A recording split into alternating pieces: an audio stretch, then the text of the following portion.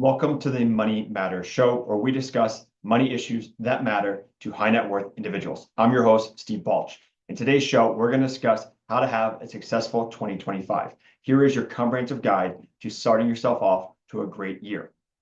First thing I do as a high net worth individual, if I want to have a great 2025, is I would update my balance sheet and my net worth. So how do I update my balance sheet? Well, take an Excel spreadsheet, go to a website, whatever it may be, list all the assets you have and all the liabilities you have. And then at the end of it, you will see what your assets are and what your liabilities are. And if you subtract your liabilities from your assets, that will give you your net worth. It's a good thing to keep an idea of what you have as a balance sheet and also keep track of your net worth so you can see how you're doing each year. It gives you a good insight into how your assets are performing, making sure you're on track to reach your goals, and just a general sense of, hey, as I get older, are my assets also accumulating, and seeing how that growth kind of snowballs for you. Second thing I would do is I review last year's cash flow and make projections for this year. Look at what came in and what went out. Make sure that you're at a net positive. If you're getting it into a net negative, that may be an issue and you start to hurt your plan over the long run. So you want to double check and make sure that everything is solid and make sure that things are going to go forward into the same year. There may be expenses you had, like fixes on the houses or updated medical expenses, that may not happen to this year. Make sure you're coming into and looking at the total picture to make sure everything stays in order.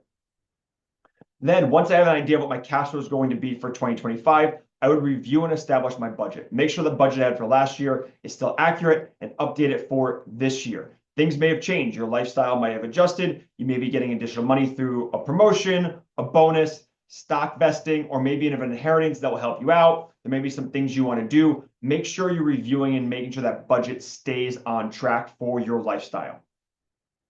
Another thing I've been looking at is make a plan for retirement contributions. Make sure you're maxing out your 401ks, your 403bs, or your IRAs. If you're over 50 years old, you can contribute the extra catch-up contribution.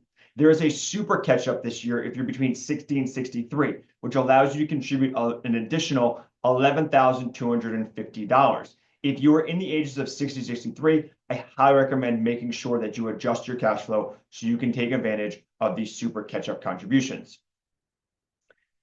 Next, I would review my asset allocation and my risk assessment. The S&P has had back-to-back 20% years. And I know it may seem like the S&P is never going to stop this outperformance, but there are times the S&P does underperform.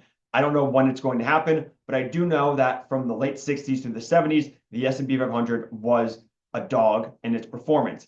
And the most recent time period, from 1999 to 2009, the S&P actually returned a negative return over a decade. So the S&P is prone to lost decades. Other asset classes such as small cap, value stocks, international, emerging markets, commodities, and so on, did very well through 2000 to 2010. So a diversified portfolio keeps you on track for your goals. So just make sure that you don't have too much exposure to U.S. large cap and the S&P 500, because eventually we are going to see underperformance there, and you don't want to hinder your long-term goals.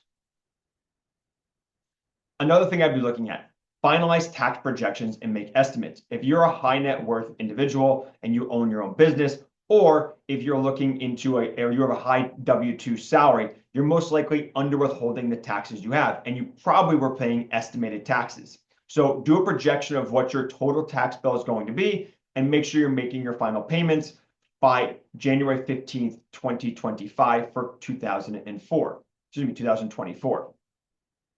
You want to make sure you're paying at least 9% of your current year's liability, or 100% of your previous year's tax liability. If you're making over $150,000 from an AGI standpoint, you want that threshold to be 110%.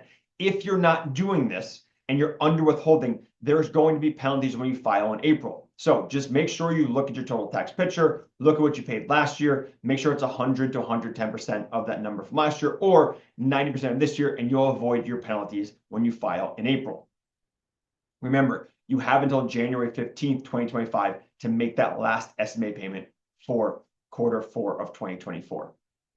Another thing I would be considering to do: maximize the backdoor Roth and HSA contributions.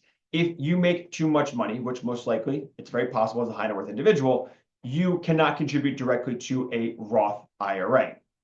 So what can you do? You can make a non-tax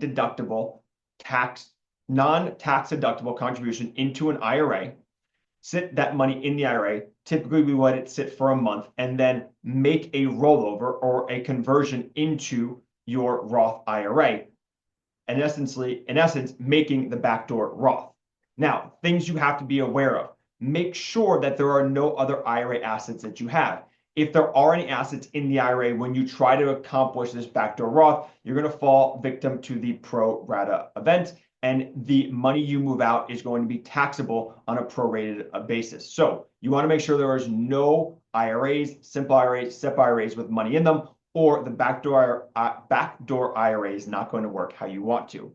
Additionally, if you have a job that has a high deductible life insurance, if you have a job that has a high deductible health insurance plan, you want to be taking advantage of the HSA contributions.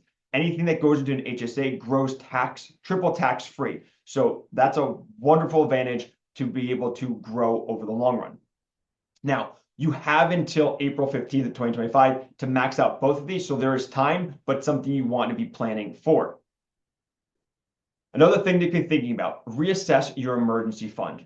See how everything ended up after 2024. Make sure you have 6 to 12 months of expenses covered in that emergency fund. If you don't, get a plan in place to make sure you build up and make your emergency fund robust. If your emergency fund is robust and potentially you have too much assets in there, then you're potentially losing money, especially if it's in a checking or savings account earning little to no interest right now. So any funds above and beyond, you want to look to take out and put them into a money market fund, treasury bills, a high yield savings account online, or potentially look to invest for a longer term investment.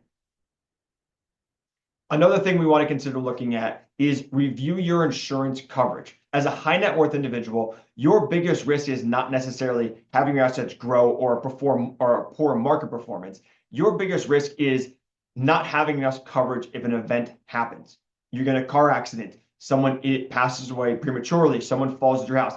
If you have gaps in your coverage and you are sued or someone passes away and income earning potentials are lost, that is a much bigger plan and much bigger detriment to your long-term goals and plans than potentially not having the best market performance over the next decade. So review your insurance coverages, make sure they are at the coverages to protect you if anything happens. If there are shortfalls, look into an umbrella policy, call your homeowners, call the people that do your homeowners insurance, call your car insurance, ask for an umbrella policy. They're not super expensive, and there's a great way to cover that gap if there are assets that potentially could be unprotected if you're at a lawsuit. Additionally, speaking of protections, you want to review your estate plan. Make sure your estate plan's in place. Make sure you have the beneficiaries in all your accounts. If there's no beneficiaries, update the beneficiaries. If there are beneficiaries, make sure they're the correct beneficiaries and the funds go to the right people. If things are missing, update that. Review your estate plan. Make sure the assets go to the correct people. You don't want the wrong people getting that. Also, make sure that your healthcare directives and power of attorneys are in place. If something happens to you and you're incapacitated, you want to make sure that your last wishes and people can access your accounts to pay bills if needed. The estate plan is vital. It's something to review every couple of years and make sure that it is evolving as you and your life evolve. Last but not least, create a plan for reducing high interest debt. You want to make sure that you are getting rid of debt that is detrimental to you. Think of this like credit card debt. The S&P 500 over the last 100 years has averaged roughly between 8 to 10%. If you're paying 10, 15 to even 20% on credit card debt or other high variable interest rate loans, you're never going to get ahead of that. I'm not someone that's afraid of debt. I let my clients have debt at the end of the day, as long as that debt is good debt. If you have a mortgage or you have a loan, a student loan that's in the range of 3 to 6%, you can kind of have the opportunity cost that makes up being invested in the market. And so you don't have to necessarily aggressively pay that down. But if you're sitting somewhere that's at debt at 10 to 20%, you're not getting ahead of that. That's debt that is going to hurt your cash flow. It's going to hurt your bottom line and can be detrimental to your long-term plan. You want to make sure that you're paying those off and getting rid of those. Now, these are 11 things that could potentially set you up for a great 2025. Proactively taking these steps early in the year sets you up for a successful financial year.